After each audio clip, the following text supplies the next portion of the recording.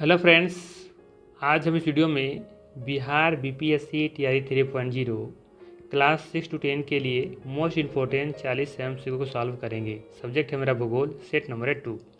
इससे पहले एक सेट हमने करा रखा है, उसका लिंक डिस्क्रिप्शन में दिया हुआ है, उसे जाके आप देख सकते हैं। तो चलिए फिर शुरू करते हैं आज का पहला सवाल से। आज का पहला सवाल है बिहार के किस कृषि जलवायु क्षेत्र में सबसे अधिक जिले हैं। सवाल है बिहार के किस कृषि जलवायु क्षेत्र में सबसे अधिक जिले हैं। उत्तर पूर्व, उत्तर पश्चिम, दक्षिण पूर्व या फिर उपर्युक्त में से अधिक होगा या फिर उपर्युक्त में से कोई नहीं होगा। ध्यान रखिएगा, सही आंसर होगा यहाँ पे आपका उत्तर पश्चिम। ठीक है, उत्तर पश्चिम का सही आंसर है, बी ऑप्शन यहाँ पे सही होगा। बिहार के उत्तर पश्चिम कृषि जलवायु क्षेत्र में सबसे अधिक जिले हैं। बिहार को 4 कृषि जलवायु क्षेत्रों में बांटा गया है, ये ध्यान रखिएगा। ठीक है, बिहार को 4 कृषि जलवायु क्षेत्रों में बांटा गया है। ठीक है, उनका नाम सुन लीजिए। पहला है उत्तर पश्चिम जलोढ़ मैदान, दूसरा है उत्तर पूर्वी जलोढ़ मैदान, तीसरा है दक्षिण पूर्व जलोढ़ मैदान और चौथा है दक्षिण पश्चिम जलोढ़ मैदान। ठीक है, ये 4 का नाम याद रखिएगा। ठीक है, और इनमें से देखेंगे कि जो सबसे अधिक जो जिले देखने को मिलते हैं वो उत्तर पश्चिम क्षेत्र में देखने को मिलेंगे आपको। ठीक है, चलिए आगे चलते हैं। नेक्स्ट है अक्षांश के समानांतर निम्नलिखित में से कौन सी रेखा उनके स्थान के साथ सुमेलित नहीं है। सवाल है अक्षांश के समानांतर निम्नलिखित में से कौन सी रेखा उनके स्थान के साथ सुमेलित नहीं है। पहला दिया है कर्क रेखा उत्तरी गोलार्ध में, अंटार्कटिक वृत्त भूमध्य रेखा के दक्षिण में, मकर रेखा पूर्वी गोलार्ध में।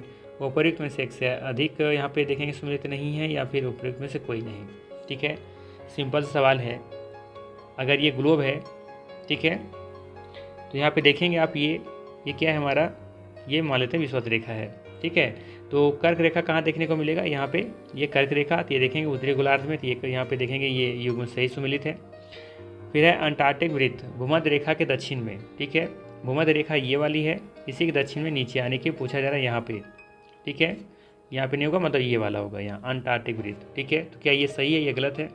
इस बात है फिर मकर रेखा पूर्वी गोलार्ध में, तो मकर रेखा देखेंगे कि कहाँ पे है, ये मकर रेखा आपका है दक्षिण गोलार्ध में, ना कि पूर्वी गोलार्ध में। पूर्वी गोलार्ध मतलब अगर ऐसे लाइन खींचेंगे तो ये वाला एरिया कह रहा है ये पूर्वी गोलार्ध में है, लेकिन जबकि मकर रेखा कहाँ पे है, ये वाला मकर रेखा है। ठीक है, तो ये तो कथन ऐसे गलत हो गया। अब बात करूँगा बी ऑप्शन के बारे में, तो यहाँ पे देखेंगे ध्यान से कि अंटार्कटिक जो वृत्त है वो भूमध्य रेखा के दक्षिण में ही है। ठीक है, तो ये कथन यहाँ पे सही है। तो गलत कौन सा है, सी ऑप्शन। ठीक है, यहाँ पे आपको ध्यान रखना क्या है, जो बातें मैं बता रहा हूँ उसको ध्यान रखिएगा कि यहाँ पे ये तो आपका हो गया कर्क रेखा, ठीक है, और यहाँ पे ये हो गया मकर रेखा। ठीक है, बात करें यहाँ पे ये कर्क रेखा आपको जानते हैं आप लोग कि 27 डिग्री पर है और मकर रेखा भी 27 डिग्री पर है, जबकि यहाँ पे देखेंगे ये आर्कटिक वृत्त है यहाँ पे जो कि 66.5 डिग्री पर है। ठीक है, आर्कटिक वृत्त, जबकि नीचे देखेंगे यहाँ पे है, यहाँ पे अंटार्कटिक सर्कल या फिर अंटार्कटिक वृत्त कह सकते हैं आप, वो भी कितना डिग्री पर है, 66.5 डिग्री पर है। ठीक है, तो यहाँ पे देखेंगे सी ऑप्शन सिर्फ गलत है, बाकी सारा सही है। ठीक है, चलिए आगे देखते हैं। सवाल है दिफू दर्रा कहाँ स्थित है।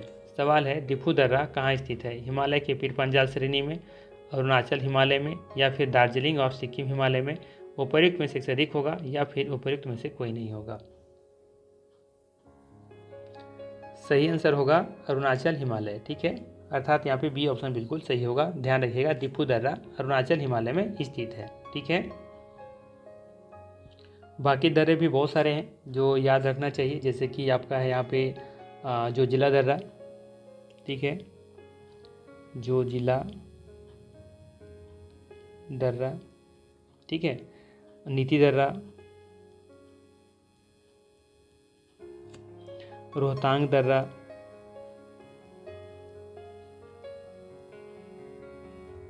इस बाद है माना दर्रा,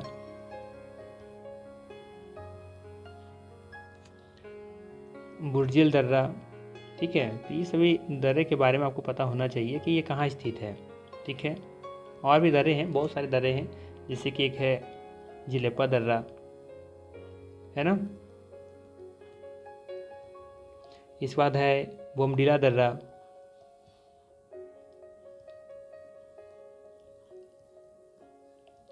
तो इन सब दर्रों के बारे में आप याद रख सकते हैं। और भी जैसे कि पीर पंजाल दर्रा है, ठीक है, बड़ा लचा भी है, ठीक है। तो ये सब ध्यान में रख सकते हैं। बात करें ये सब दर्रा कहाँ कहाँ है, तो थोड़ा शॉर्ट में देख लेते हैं। जैसे कि आपका जो जिला दर्रा है ये आपका जम्मू कश्मीर में है, ठीक है। नीति दर्रा आपका कहाँ पे मिलेगा, नीति दर्रा देखने को मिलेगा उत्तराखंड में, ठीक है। यूके कर देते हैं उत्तराखंड शॉर्ट में, ठीक है। बाकी बात करें आपका रोहतांग दर्रा, तो रोहतांग दर्रा कहाँ देखने को मिलेगा, तो याद रखिएगा हिमाचल प्रदेश में। माना दर्रा भी आपको देखने को मिलेगा यूके में, ठीक है। और बाकी हम बात करें आपका माना दर्रा हो गया, बुर्जिल दर्रा ये है आपका जम्मू कश्मीर में, ठीक है। जिलेपा दर्रा आपको देखने को मिलेगा सिक्किम में, ठीक है, सिक्किम में देखने को मिलेगा। और बोमडिला दर्रा देखने को मिलेगा आपको अरुणाचल प्रदेश में, ठीक है। पीर पंजाल देखने को मिलेगा आई थिंक जम्मू कश्मीर में, ठीक है। और बड़ा लचा दर्रा कहाँ देखने को मिलेगा, बड़ा लचा दर्रा देखने को मिलेगा ये भी हिमाचल प्रदेश में, ठीक है। तो ये सब दर्रे आप याद रख सकते हैं, ठीक है। चलिए आगे देखते हैं। नेक्स्ट है निम्नलिखित में से सवाल है, निम्नलिखित में से किस राज्य में आप काल वैसाखी का अनुभव करेंगे। सवाल है निम्नलिखित में से किस राज्य में आप काल वैसाखी का अनुभव करेंगे, गुजरात में, पंजाब में या पश्चिम बंगाल में, ठीक है। सही आंसर होगा पश्चिम बंगाल, ठीक है, ठीक है। पश्चिम बंगाल राज्य में आप काल वैसाखी का अनुभव करेंगे, ठीक है। और ध्यान रखिएगा कि पश्चिम बंगाल में होने वाली ग्रीष्मकालीन वर्षा को काल वैसाखी कहते हैं, ठीक है। और इसी तरह का सवाल आता है कि आम्र वर्षा या मैंगो सावर कहाँ के वर्षा को कहा जाता है, तो ये केरल का है, ठीक है, ये भी ध्यान में रखिएगा। चलिए आगे देखते हैं। नेक्स्ट है डोल ड्रम भूमध्य रेखा के इर्द गिर्द खालिस्तान दाब वाला क्षेत्र है जहाँ चलने वाली हवाएं शांत होती हैं। क्या यहाँ पे आएगा, ऊंचावच, स्थिर, निम्न, कौन सा यहाँ पे खालिस्तान में भराएगा ये आपको बताना है। तो ध्यान रखिएगा डोल ड्रम भूमध्य रेखा के इर्द गिर्द निम्न दाब वाला क्षेत्र है, ठीक है। कौन सा निम्न दाब क्षेत्र है, अर्थात यहाँ पे देखेंगे कि सी ऑप्शन सही होगा, ठीक है, जहाँ पर चलने वाली हवाएं शांत होती हैं, ठीक है। चलिए आगे देखते हैं। नेक्स्ट है भारत की वन सर्वेक्षण रिपोर्ट 2021 के अनुसार भारत में वनावरण का प्रतिशत है कितना है, 22.6%, 25.5% या फिर 33.3%। सही आंसर होगा बी ऑप्शन, ठीक है, 25.5% समथिंग, ठीक है। और माना जाए तो यहाँ पे देखा जाए तो 33% होना चाहिए, ठीक है, 33% भारत में होना चाहिए, ठीक है, लेकिन है कितना, तो ये 25.5% है, ठीक है।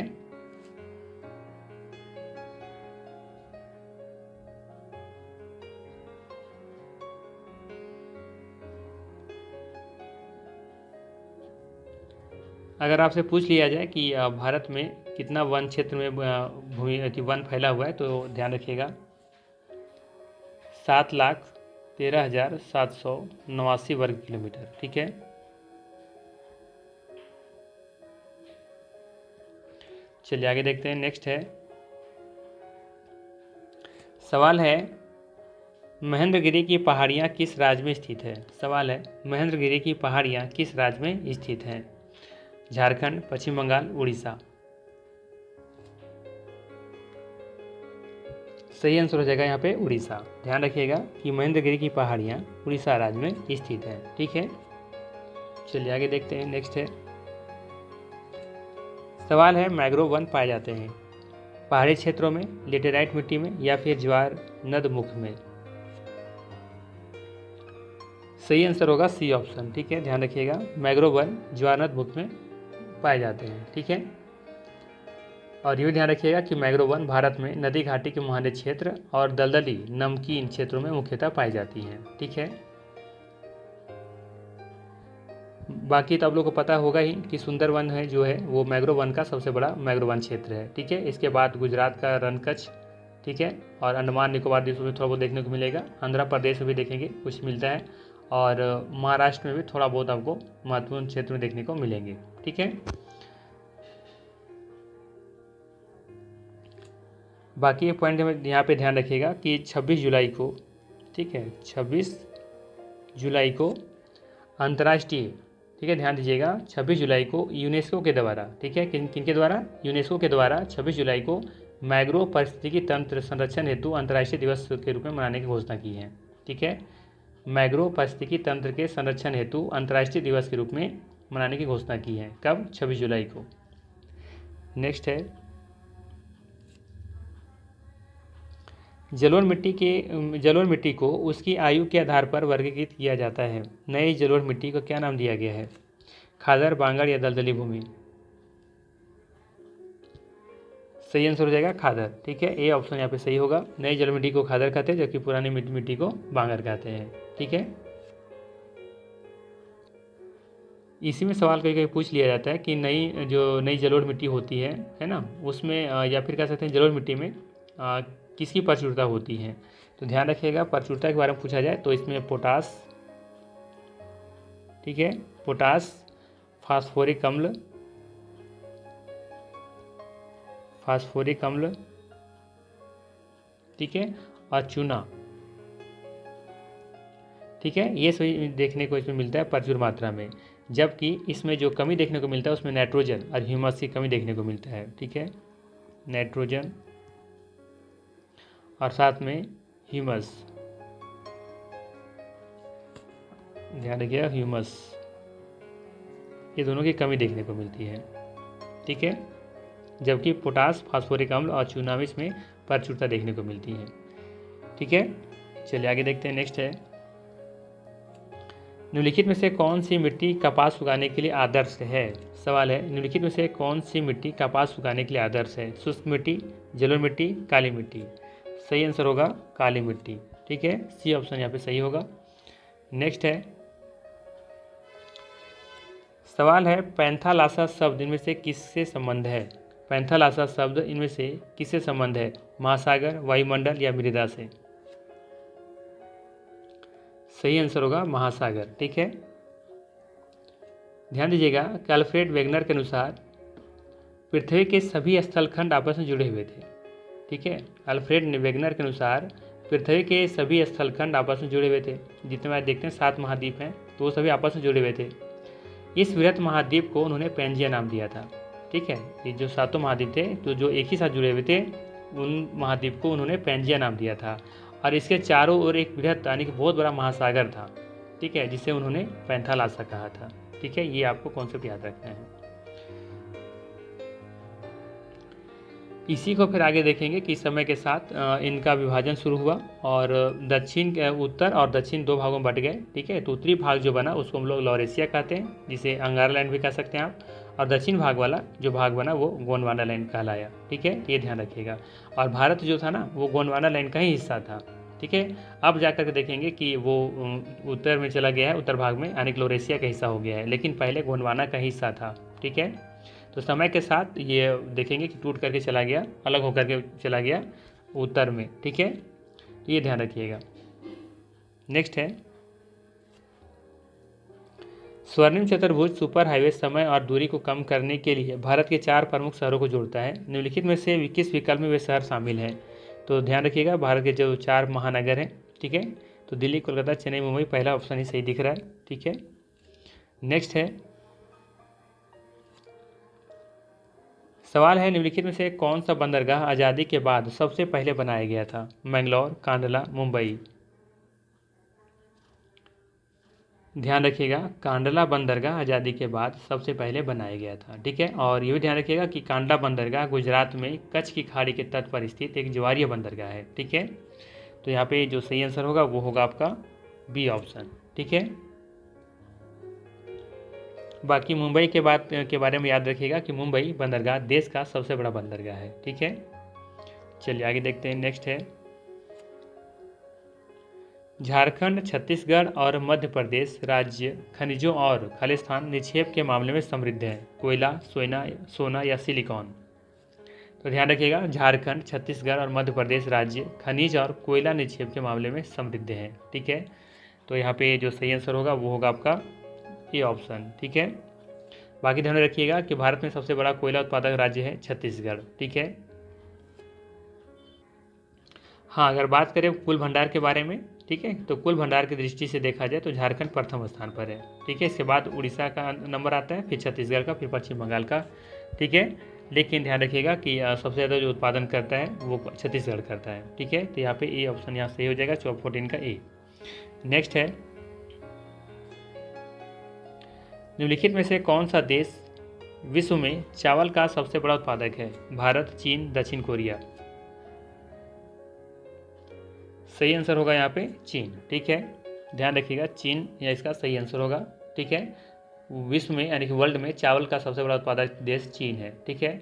और एक पॉइंट ध्यान में रखिएगा कि भारत जो है ना, चावल की फसल के अंतर्गत विश्व में सर्वाधिक क्षेत्रफल रखता है। एरिया सबसे ज़्यादा एरिया में करने वाला भारत सबसे आगे है, लेकिन कम उत्पादन होने की वजह से देखेंगे कि चावल उत्पादन में भारत का चीन के बाद विश्व में दूसरा स्थान आता है, ठीक है। लेकिन अगर यदि प्रोडक्शन अगर बेहतर हो पाता, मेरे पास जितना एरिया है, जितना एरिया में किया जाता है, खेती किया जाता है, अगर सही से उत्पादन होता तो आज हम भारत चाइना से आगे होते, ठीक है। क्योंकि जितना चाइना होता है जितना एरिया में, उससे ज़्यादा एरिया में भारत में किया जाता है, लेकिन कम उत्पादन होने की वजह से देखेंगे भारत दूसरे स्थान पर है, ठीक है। हाँ, बात करें चावल निर्यात के बारे में तो देश में प्रथम स्थान पर है भारत, ठीक है, ठीक है। तो कहने का मतलब ये है कि चावल निर्यात में देश में प्रथम स्थान पर कौन है? तो ये भारत है, ठीक है। अच्छा, अगर आपसे पूछें हम कि अंतर्राष्ट्रीय चावल अनुसंधान संस्थान कहाँ है तो क्या बताएंगे? ध्यान रखिएगा, मनीला में है, ठीक है। मनीला कहाँ है? मनीला कहाँ है? ये फिलीपींस की राजधानी है, ठीक है। और भारत में बात करें तो कहाँ पे है? भारत का चावल अनुसंधान केंद्र कहाँ स्थित है? तो ध्यान रखिएगा, कटक में है, जो कि उड़ीसा में है, ठीक है। चलिए आगे देखते हैं। नेक्स्ट है, भारत में राष्ट्रीय वन नीति किस वर्ष से लागू की गई थी? भारत में राष्ट्रीय वन नीति किस वर्ष से लागू की गई थी? 1952, 1963, 1978। तो ध्यान रखिएगा, भारत में राष्ट्रीय वन नीति 1952 में लागू की गई थी, ठीक है। इस बात फिर कई बार संशोधन भी किए गए, लेकिन ध्यान रखना है कि जो वन नीति किस बार शुरू में लागू की गई थी तो ये 1952 में लागू की गई थी, ठीक है। चलिए आगे देखते हैं। नेक्स्ट है, एल्युमिनियम किस कच्चे माल से निकाला जाता है? एल्युमिनियम किस कच्चे माल से निकाला जाता है, ये आपको बताना है। Galena, cuprite, bauxite. तो सही आंसर होगा यहाँ पे बॉक्साइट, ठीक है। बॉक्साइट अयस्क से एल्युमिनियम की प्राप्ति होती है, ठीक है। तो यहाँ पे जो सही आंसर है वो है आपका बी ऑप्शन। बात करें हम अगर एल्युमिनियम के उत्पादन के बारे में कि सबसे ज़्यादा कौन करता है, तो सबसे आगे चीन यहाँ भी है, ठीक है। दूसरे नंबर पर रूस है, भारत तीसरे नंबर पर आता है यहाँ पे, ठीक है। चलिए आगे देखते हैं। नेक्स्ट है, किस देश में झूम खेती कृषि को मिल्पा के नाम से जाना जाता है? Congo, Mexico, Venezuela. तो याद रखिएगा, सही आंसर होगा यहाँ पे झूम खेती कृषि जो है ये मिल्पा के नाम से जाना जाता है। कहाँ पे? मैक्सिको में, ठीक है। बी ऑप्शन यहाँ पे सही होगा, ठीक है। वेनेजुएला में बात करें तो यहाँ पे कोनुको के नाम से जाना जाता है, ठीक है, कोनुको, ठीक है। बात करें हम कांगो में तो यहाँ पे मसूले के नाम से जाना जाता है, मसूले, ठीक है। चलिए आगे देखते हैं। नेक्स्ट है,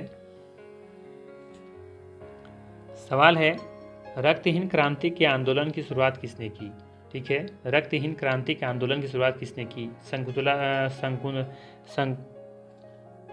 शकुंतला बाई, ठीक है, विनोबा भावे, जेसन रेड्डी, ठीक है। सही आंसर होगा यहाँ पे आपका B option, Vinoba Bhave. Next है, गन्ना उत्पादन में भारत विश्व में किस स्थान पर है? चौथे स्थान पर है, तीसरे स्थान पर है या फिर दूसरे स्थान पर है? ध्यान रखिएगा, गन्ना उत्पादन में भारत विश्व में दूसरे स्थान पर है, ठीक है। सही आंसर हो जाएगा सी ऑप्शन। नेक्स्ट है, सवाल है, रेड सैंडर्स नामक स्थानिक वृक्ष प्रजाति इनमें से किस भारतीय ये दो बार हो गया है, यहाँ पे एक बार होगा, भौतिक विभाजन तक सीमित है, ठीक है। रेड सैंडर्स नामक स्थानिक वृक्ष प्रजाति इनमें से किस भारतीय भौतिक विभाजन तक सीमित है? गंगा के मैदान, पूर्वी घाट, हिमालय, पर्वतीय क्षेत्र। सही आंसर हो जाएगा बी ऑप्शन, ठीक है। ध्यान रखिएगा, बी ऑप्शन यहाँ पे बिल्कुल सही है। देखिए यहाँ पे रेड सैंडल्स क्या है, रेड सैंडल्स बोलते हैं लाल चंदन को, ठीक है, लाल चंदन को बोलते हैं रेड सैंडल्स, ठीक है, और ये पूर्वी घाट तक सीमित है, ठीक है। चलिए आगे देखते हैं, नेक्स्ट है सवाल है मैग्नेटाइट अयस्क में लोहे की सांद्रता कितने प्रतिशत होती है। सवाल है मैग्नेटाइट अयस्क में लोहे की सांद्रता कितने प्रतिशत होती है, 67, 70 या 74। ध्यान रखना है मैग्नेटाइट अयस्क में लोहे की सांद्रता 70% तक होती है, ठीक है, और ये काले रंग का होता है, ये पता होगा आपको। यहाँ पे बी ऑप्शन बिल्कुल सही है, ठीक है। बात करें लोहे अयस्क उत्पादन में तो भारत का स्थान विश्व में चौथा स्थान है, ठीक है। चलिए आगे देखते हैं, नेक्स्ट है रत्नागिरी जिला लौह अयस्क भंडार किस राज्य में स्थित है। गोवा में है, आंध्र प्रदेश में है, महाराष्ट्र में है, या फिर उपयुक्त में से एक से अधिक होगा, या फिर उपयुक्त में से कोई नहीं होगा। ध्यान रखना है रत्नागिरी जिला, रत्नागिरी जो है ना, ये रत्नागिरी जिला जो है ये लौह अयस्क भंडार आपको देखने को मिलेगा महाराष्ट्र में, ठीक है। सी ऑप्शन यहाँ पे सही होगा, ठीक है। नेक्स्ट है भेल, जिसे फुल फॉर्म होता है, जिसका फुल फॉर्म होता है भारत हैवी इलेक्ट्रिकल्स लिमिटेड, किस प्रकार के क्षेत्र के अंतर्गत आता है, सार्वजनिक, निजी या संयुक्त। तो याद रखिएगा भेल सार्वजनिक प्रकार के क्षेत्र के अंतर्गत आता है और इसकी स्थापना 1964 में हुआ था, ठीक है। इसकी स्थापना कब की गई थी, 1964 में, ठीक है। और इसका मुख्यालय पूछा जाए तो कहाँ बताइएगा, दिल्ली, ठीक है। चलिए आगे देखते हैं, नेक्स्ट है मुंबई में पहली सफल, सवाल है मुंबई में पहली सफल कपड़ा मिल किस वर्ष स्थापित की गई थी। सवाल है मुंबई में पहली सफल कपड़ा मिल किस वर्ष स्थापित की गई थी, 1854, 1864, 1874। तो ध्यान रखिएगा मुंबई में पहली सफल कपड़ा मिल 1854 वर्ष में स्थापित की गई थी, ठीक है, ये ऑप्शन यहाँ पे सही होगा। एक पॉइंट यहाँ पे ध्यान रखिएगा कि सूती वस्त्र उत्पादन में गुजरात, महाराष्ट्र, तमिलनाडु, तेलंगाना का ये प्रमुख राज्य आते हैं, ठीक है। कौन कौन, गुजरात, महाराष्ट्र, तमिलनाडु, तेलंगाना, ये प्रमुख राज्य हैं सूती वस्त्र के उत्पादन में। नेक्स्ट है भारत के किस पठार में लौह एवं इस्पात उद्योगों का सर्वाधिक संकेंद्रण है। सवाल है भारत के किस पठार में लौह एवं इस्पात उद्योगों का सर्वाधिक संकेंद्रण है, छोटा नागपुर पठार, मारवाड़ पठार या मेघालय पठार। तो ध्यान रखिएगा भारत के छोटा नागपुर पठार में लौह एवं इस्पात उद्योग का सर्वाधिक संकेंद्रण है, ठीक है। और ये भी याद रखना आपको कि छोटा नागपुर के पठार को भारत का रूर प्रदेशी संज्ञा दी जाती है, ठीक है। और इसका विस्तार कहाँ देखने को मिलेगा, तो इसका मुख्यतः जो देखने को जो मिलता है विस्तार वो झारखंड में है, ठीक है। तो यहाँ पे ए ऑप्शन सही होगा। नेक्स्ट है समताप मंडल की ऊंचाई क्या है। समताप मंडल की ऊंचाई क्या है बताना है आपको, 25 किलोमीटर, 50 किलोमीटर या फिर 75 किलोमीटर। सही आंसर हो जाएगा 50 किलोमीटर, ठीक है। और क्षोभ मंडल के ऊपर वाली परत को समताप मंडल कहते हैं, ये आपको पता ही होगा। नेक्स्ट है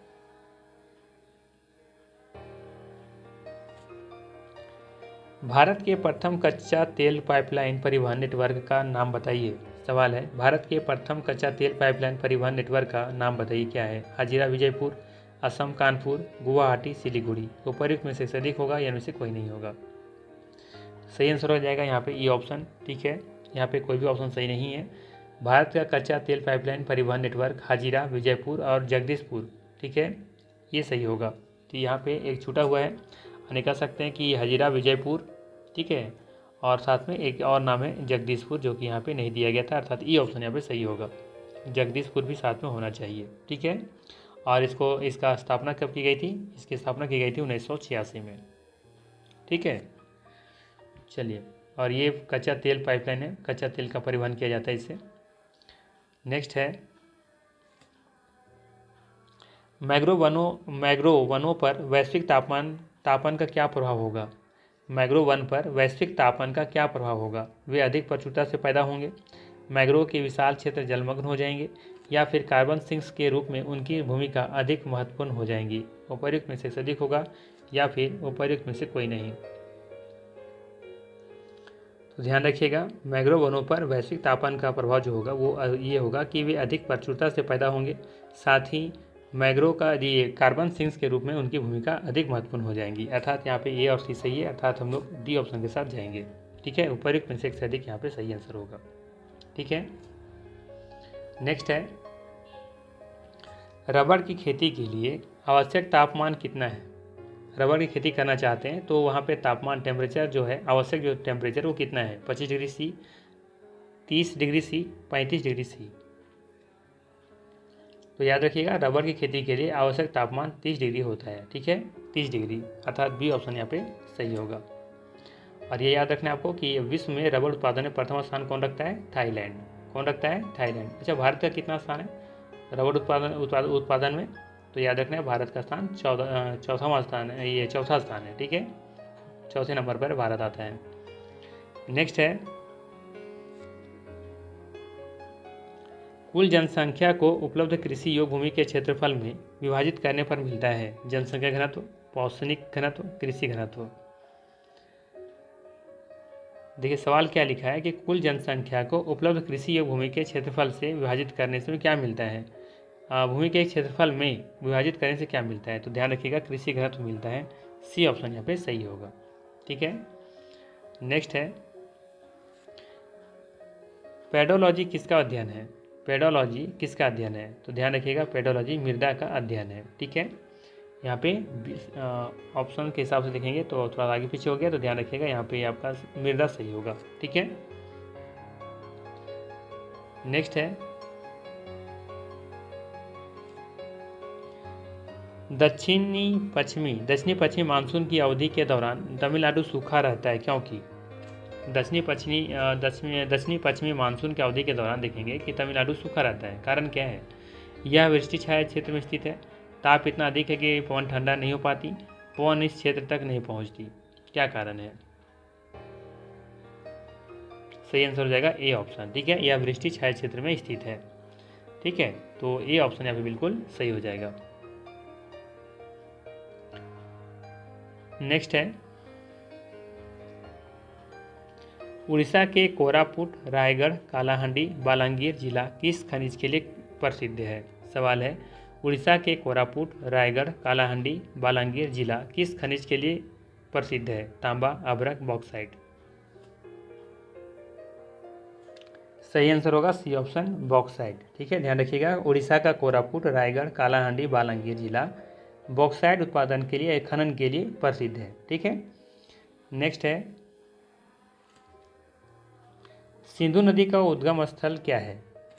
सिंधु नदी का उद्गम स्थल है, ये आपको बताना है कहाँ है। रोहतांग दर्रा, ठीक है, ये दर्रा होगा यहाँ पे, शेषनाग झील, मानसरोवर झील। तो ध्यान रखिएगा, सिंधु नदी का उद्गम स्थल मानसरोवर झील के निकट तिब्बत में है और यह पाकिस्तान के मध्य से होकर दक्षिण की ओर बहती है और कराची होते हुए पूरब, कराची के पूरब में बहते हुए अरब सागर जाकर के ये मिल जाती हैं। ठीक है, और शेषनाग झील से देखेंगे आप कि झेलम नदी निकलती है। ठीक है, शेषनाग झील से झेलम नदी निकलती हैं। ठीक है, शेषनाग झील से झेलम नदी निकलती हैं, ये याद रखना है। मानसरोवर से तो बता ही दिया, सिंधु नदी निकलती हैं। ठीक है, और रोहतांग दर्रा से बात करें हम तो यहाँ से रावी नदी निकलती है। ठीक है, रावी नदी, रोहतांग से रावी। ठीक है, देखेंगे अगर डी प्रोनाउंसिएशन के रूप में तो रो से रा से रोहतांग, रा से रावी और सा से, या मिलता जुलता प्रोनाउंसिएशन देख सकते हैं, शेषनाग झेलम, शेषनाग झेलम। ठीक है, और मानसरोवर तो आपका सिंधु है ही है। ठीक है ना, तो यहाँ पे सही आंसर हो जाएगा सी ऑप्शन। नेक्स्ट है, किस देश के साथ भारत की सबसे लंबी अंतर्राष्ट्रीय सीमा स्पर्श करती हैं। किस देश के साथ भारत की सबसे लंबी अंतर्राष्ट्रीय सीमा स्पर्श करती हैं। नेपाल, बांग्लादेश या फिर चीन। तो ध्यान रखिएगा, भारत की सबसे लंबी अंतर्राष्ट्रीय सीमा बांग्लादेश के साथ लगती हैं। ठीक है, अर्थात यहाँ पे बी ऑप्शन सही होगा। कितना लगती हैं, तो 4096 किलोमीटर समथिंग। ठीक है, ध्यान रखिएगा। नेक्स्ट है,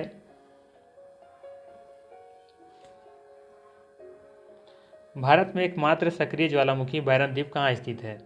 भारत में एकमात्र सक्रिय ज्वालामुखी बैरन द्वीप कहाँ स्थित है? अंडमान द्वीप समूह में, या फिर निकोबार द्वीप समूह में, या फिर लक्षद्वीप में? तो ध्यान रखिएगा, बैरन द्वीप भारत का ही नहीं बल्कि दक्षिण एशिया का एकमात्र सक्रिय ज्वालाद्वीप है, ठीक है, जो बंगाल की खाड़ी में स्थित है। बंगाल की खाड़ी में स्थित अंडमान निकोबार द्वीप समूह का एक ही भाग है, ठीक है। बैरन का क्या अर्थ होता है? बैरन का अर्थ होता है बंजर, जहाँ कोई नहीं रहता है, ठीक है। इस द्वीप पर कोई भी मानव बसाव नहीं है, ठीक है। सही आंसर होगा ए ऑप्शन। नेक्स्ट है, भारत के अक्षांशीय विस्तार में लगभग कितना डिग्री का अंतर है? भारत के अक्षांशीय विस्तार में लगभग कितना डिग्री का अंतर है? 20 डिग्री, 30 डिग्री या 40 डिग्री? सही आंसर हो जाएगा 30 डिग्री, ठीक है। सवाल सिंपल सा है, जैसे ये अक्षांशीय विस्तार है, तो ये अक्षांशीय विस्तार यहाँ पे देखेंगे जम्मू कश्मीर वाला, और नीचे देखेंगे तमिलनाडु वाला। तो ये दोनों का जो डिफरेंस यहाँ से देखेंगे तो आपको देखने को मिलेगा 30 डिग्री के समथिंग में, ठीक है। क्योंकि आप देखेंगे यहाँ पे कि यहाँ से शुरुआत होता है 8 डिग्री से, और यहाँ पे ऊपर में एंड होता है 37 डिग्री पर। तो दोनों का डिफरेंस देखेंगे तो लगभग में आपको 30 के समथिंग में देखने को मिलेगा, ठीक है। अर्थात यहाँ पे बी ऑप्शन बिल्कुल सही है। नेक्स्ट है, भारतीय वन्यजीव संरक्षण समिति के आंकड़ों के अनुसार 2023 में बाघों की मौत में अग्रणी राज्य रहा है। कौन रहा है? मध्य प्रदेश, उत्तर प्रदेश या महाराष्ट्र? सही आंसर होगा यहाँ पे उत्तर प्रदेश, ठीक है। बी ऑप्शन बिल्कुल सही है। यहाँ पे देखेंगे कि जो हुआ था अभी यहाँ पे जो सर्वे हुआ था उस आंकड़ों के अनुसार देखेंगे तो उत्तर प्रदेश में सबसे ज़्यादा बाघों की मौत हुई थी, ठीक है। तो बी ऑप्शन यहाँ पे सही होगा। और आज का अंतिम प्रश्न है, बिहार का सबसे अधिक प्रतिशत वन क्षेत्र वाला जिला कौन सा है? सवाल है, बिहार का सबसे अधिक प्रतिशत वन क्षेत्र वाला जिला कौन सा है? रोहतास, पश्चिम चंपारण या फिर कैमूर? सही आंसर होगा कैमूर, ठीक है। सी ऑप्शन यहाँ पे बिल्कुल सही है।